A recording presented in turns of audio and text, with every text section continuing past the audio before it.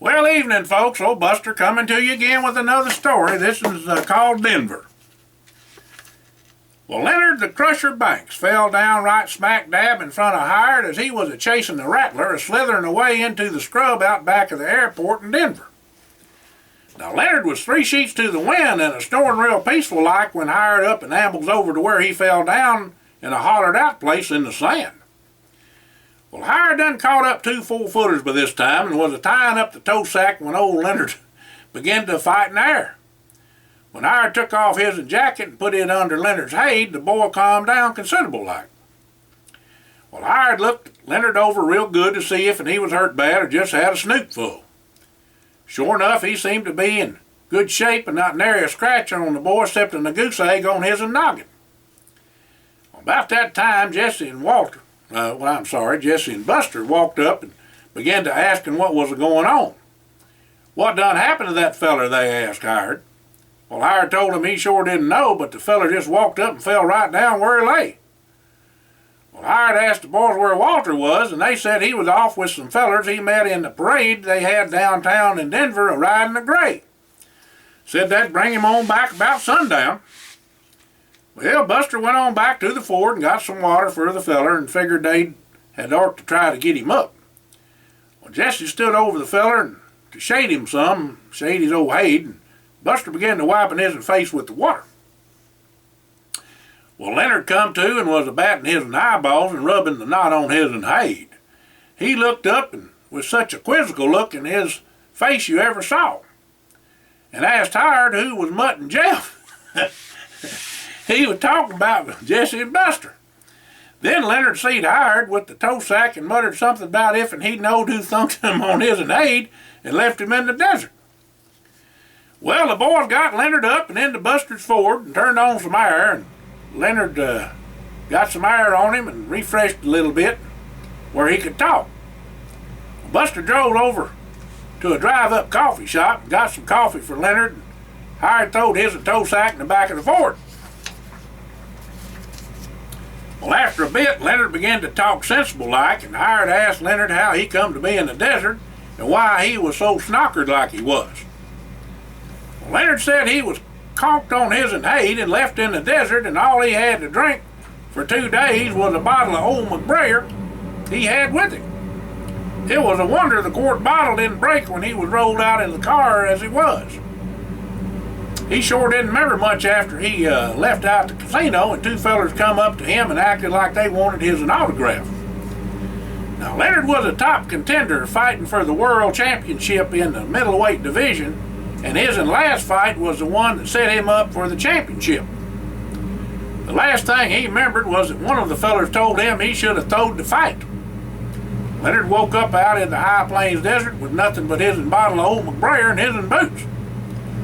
The old McBrayer was the only thing that he had to drink, and that's the reason he was drunk. He was raised in them parts and knowed he could make it back to town if he took his time and played it smart. He was sure glad it was summer, but the nights was still right chilly. Buster and the boys drove Leonard back to his place and give him the name of the hotel they was staying at there in town for a couple of days. The hotel was the Brown Palace and was a treat by the way of Nancy and Mr. Factor for doing so well with Mother Nature's gift of youth that Jesse come up with. That cream was doing right well for all of them, I tell you.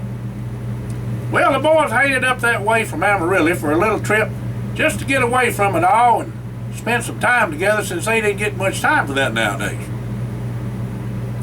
Well, the next morning, Leonard called up the boys and asked them if they would like to eat a bite at the Rattlesnake Club and visit for a spell. Well, the boys all agreed to that without thinking twice. Leonard said he'd meet them there at the old Tivoli Brewery building. The place was built in 1859 and had 4 floors and was known far and wide to serve up some real fine victuals that was a sight different from what the boys ever ate. Well, after the boys and Leonard was seated, they got their sweet tea and looked over the menu for something good to order. Walter had parked Buster's Ford whilst the rest of them went on in to find Leonard, so he was a bit late, but Buster had done ordered his tea too. Walter sat down, Hired's bag he brung with him that Hired left in the Ford in case he needed his pills he took every day. Well, Hired always toted his bag with him every place he went, and had all manner of whatnots and widgets in it. Buster was at the opposite end of the table when Walter come in, and Hired and Jesse was in the gents when he sat down at the table and put Hired's bag beside his chair. Well, when everybody got settled, Leonard thanked them all for helping him and told them what all happened with his fighting for the title of the middleweight championship of the world. Leonard had come from out of nowhere in the boxing world when he was a fill-in for a fight kind of like the Rocky movie. Now, Leonard was a direct descendant and the great-great-grandson of George Bent, a Cheyenne dog soldier. Leonard showed him a photograph of a dog soldier's sash laid on top of a muslin painting that depicted a Cheyenne dog soldier wearing such a sash in battle. The Dog Soldiers was the most elite Cheyenne military society, similar to the societies of other tribes. Dog soldiers swore never to retreat in battle. The long sash served as the society's insignia and pinned the warrior to the earth during the battle. There was dog soldiers among the Arapahoes and also amongst Kiowa.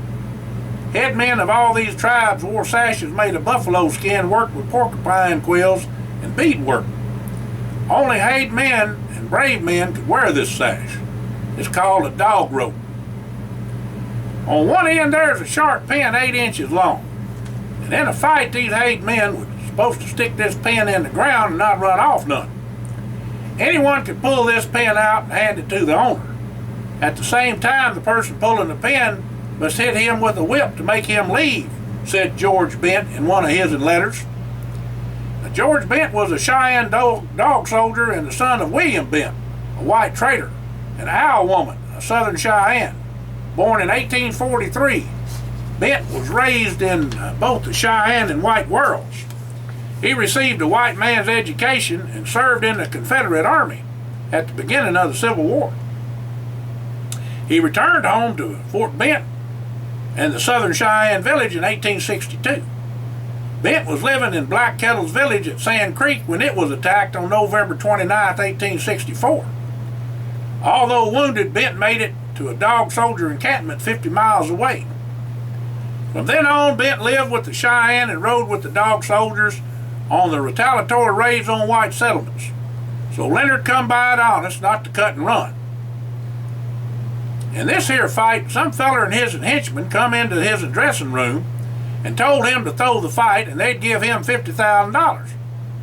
Leonard told them what they could do with their $50,000 in no uncertain terms. Leonard learned boxing from a feller he knowed in the service and boxed and trained with some pretty tough fellers as Jesse knowed some of them from his boxing days. Well, that's another story too, folks.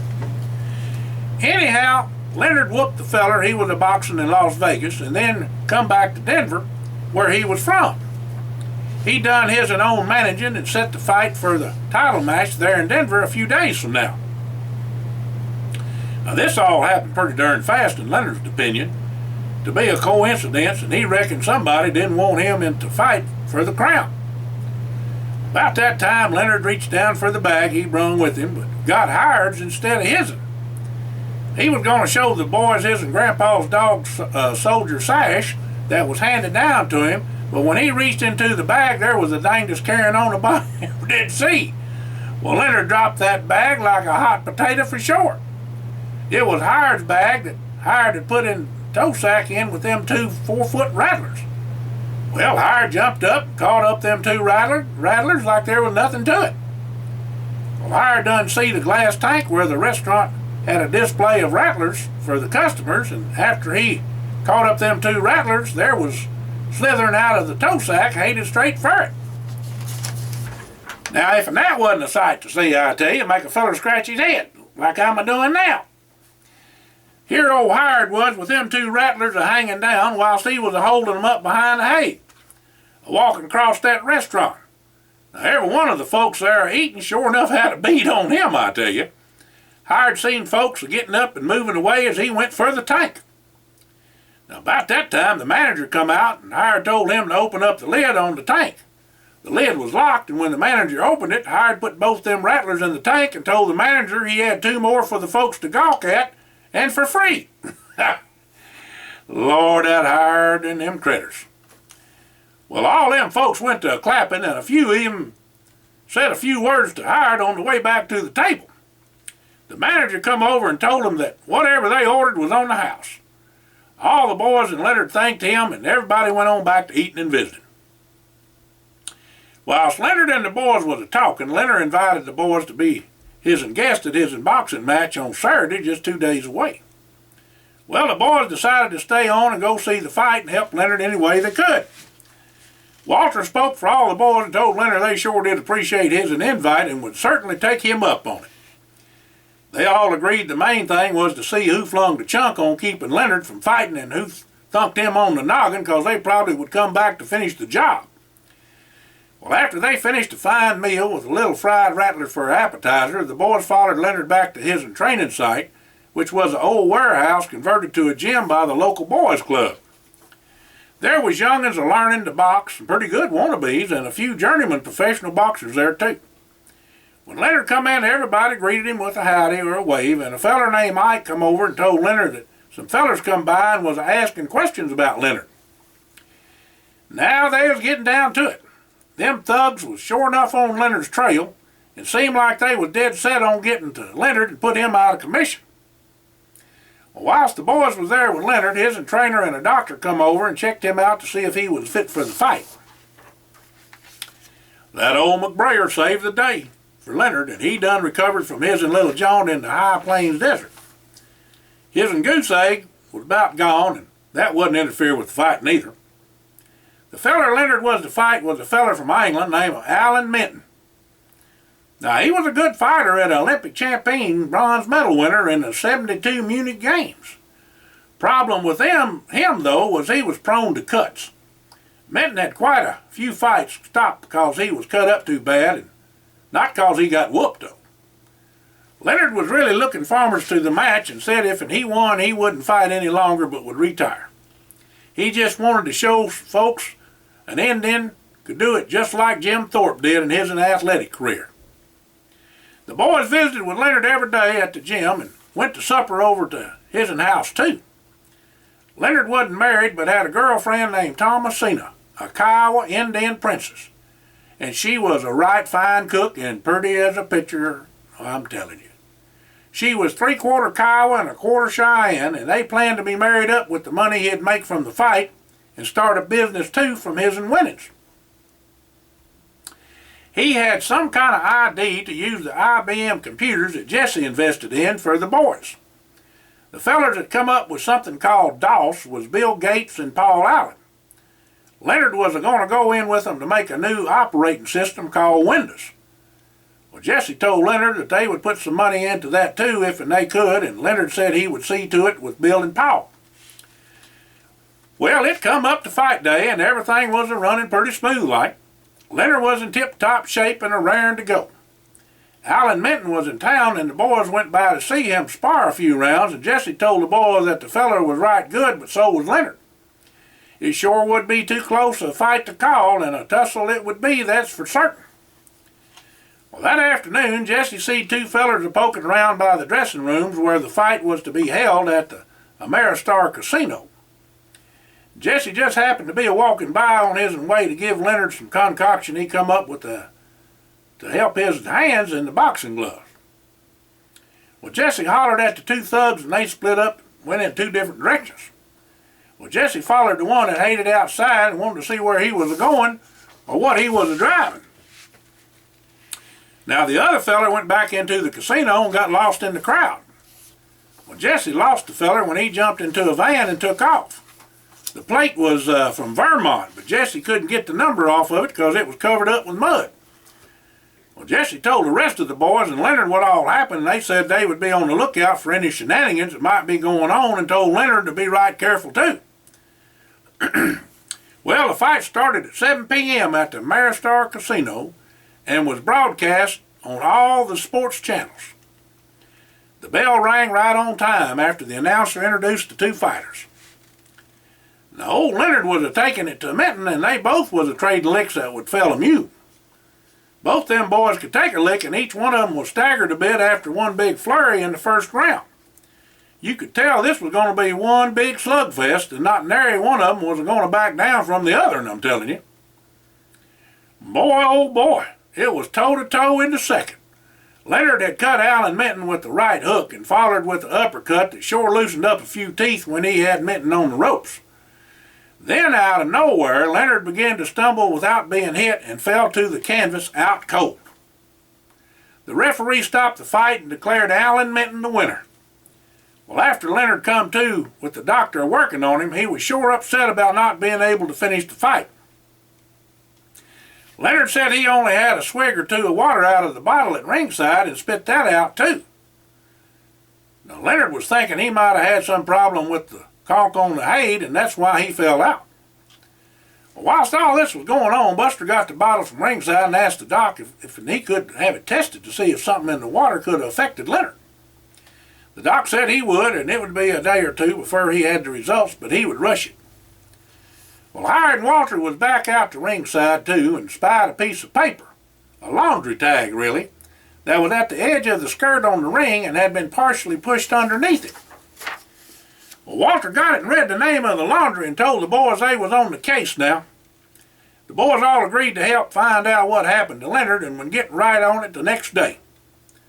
The doc had Leonard to go home and rest, and he would observe him the next day before he released him as fit. Sure enough, the laundry had a clue that had to be followed up on as to who this here feller was. Seemed he was from Las Vegas, and it sure enough looked like this was going to be something to do with gambling, figured the boys.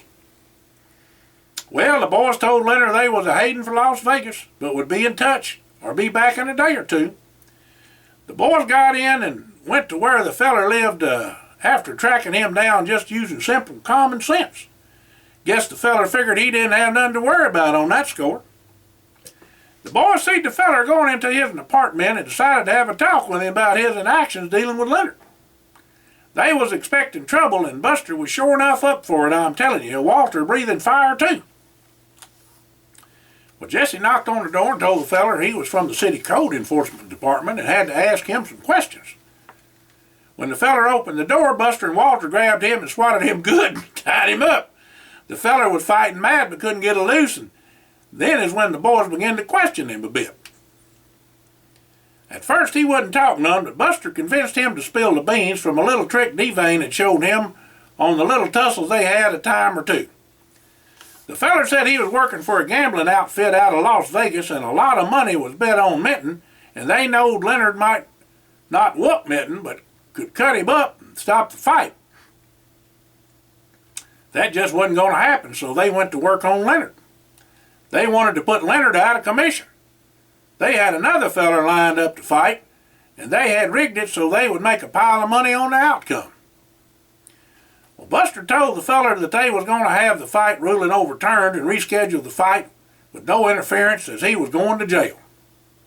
Hired called the police and also called Mr. Holmes in Washington to let him know what was going on. Mr. Holmes said he would look into it, and he would handle the police and go on back to Denver. Well, after the police took Homer Sambino off to jail, the boys left on out. When they got back to Denver, the boys told Leonard what all happened, that his drinking water had been spiked with knockout drops, and that's why he just keeled over. That afternoon, the doc called and confirmed that a drug was in the water and a Mickey Finn had stopped his clock. Well, Jesse took it on his own to see where Alan Minton was and called him up and told him what had happened. Well, Jesse asked him if and he wanted to win like that, and that the best man had not been determined yet, and would he consider a rematch even if the fight wasn't overturned. Well, Alan Minton's manager said that wasn't going to happen whether the win was overturned by the boxing commission or not. Reckon that says it all. Jesse told the boys and Leonard when he reported what was said in his phone call to Alan Minton. That evening the boys and Leonard went out for pizza, and as they was getting into Buster's Ford, 4 SUVs come out of nowhere. Well, Buster hit the gas and the chase was on. It was them fellers from Las Vegas, and they wanted to make sure the fight wasn't going to be overturned. So they figured they had to take out Leonard and the boys as well. Now Buster run out of Gates about 32 miles out of town near Castle Rock. The boys and Leonard had just enough time to get up on Castle Rock a ways before them thugs come in behind them. Now Buster had his Remington 12-gauge shotgun and .308 rifle, with Jesse's Makarov 9mm, Hires Glock 40mm, and Walter's 410 snake pistol in the Ford. Their firepower didn't match up with them fellers from Vegas, but would keep them off of them for a spell till help come, they figured. It sure enough was hell's a-poppin' for a while till they run out of ammo. The boys and Leonard done thought their time was up, 'cause there wasn't a police in sight. Leonard and the boys all huddled up a fixin' to make their last stand when lo and behold Julian appeared amongst them. He said, "Howdy, boys. Seems like you got yourselves in a fine fix here now, don't it?" Buster said, "You can bet your boots on that, and they got blood in their eye, too."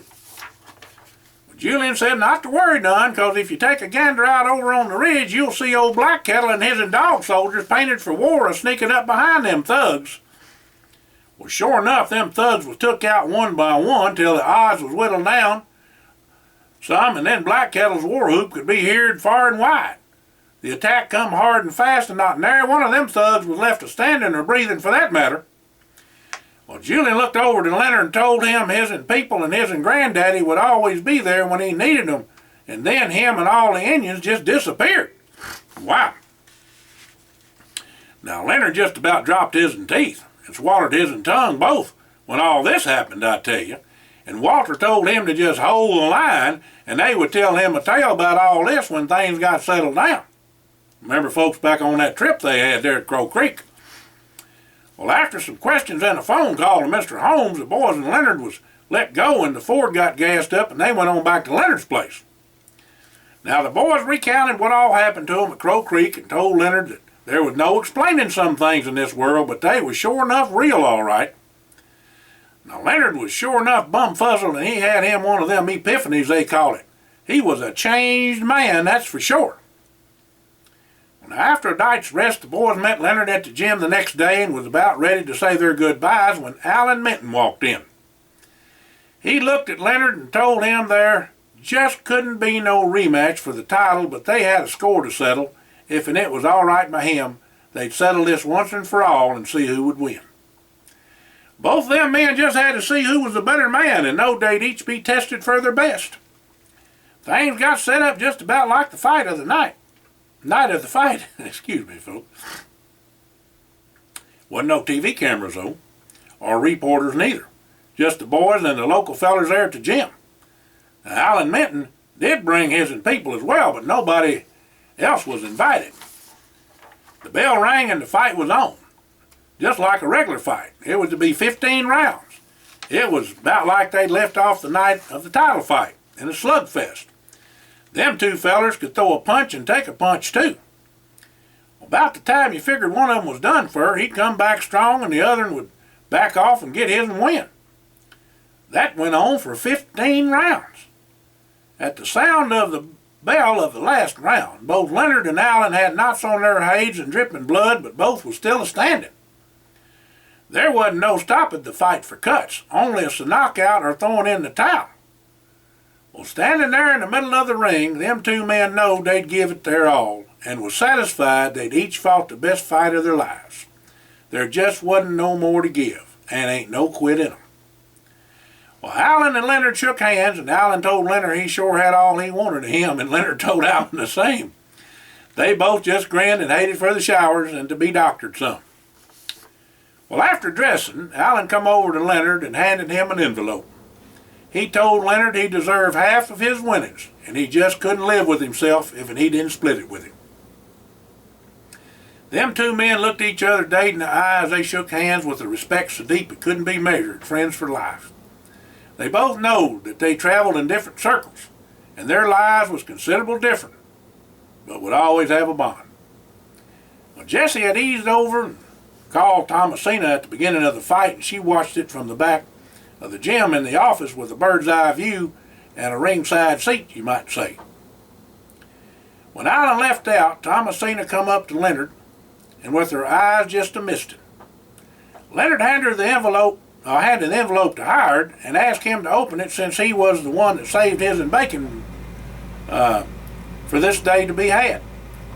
Well, Hired borrowed Walter's buck knife and slid open the envelope real careful like. He took out the check and read the amount to Leonard. $15 million. Well now, Leonard and Thomasina was plumb overwhelmed and overjoyed to boot and goggle-eyed at all this. Their life was sure going to take a different turn now. As the boys began to leave, Leonard told them all that they always had a friend and a place with him to stay, and don't be strangers neither.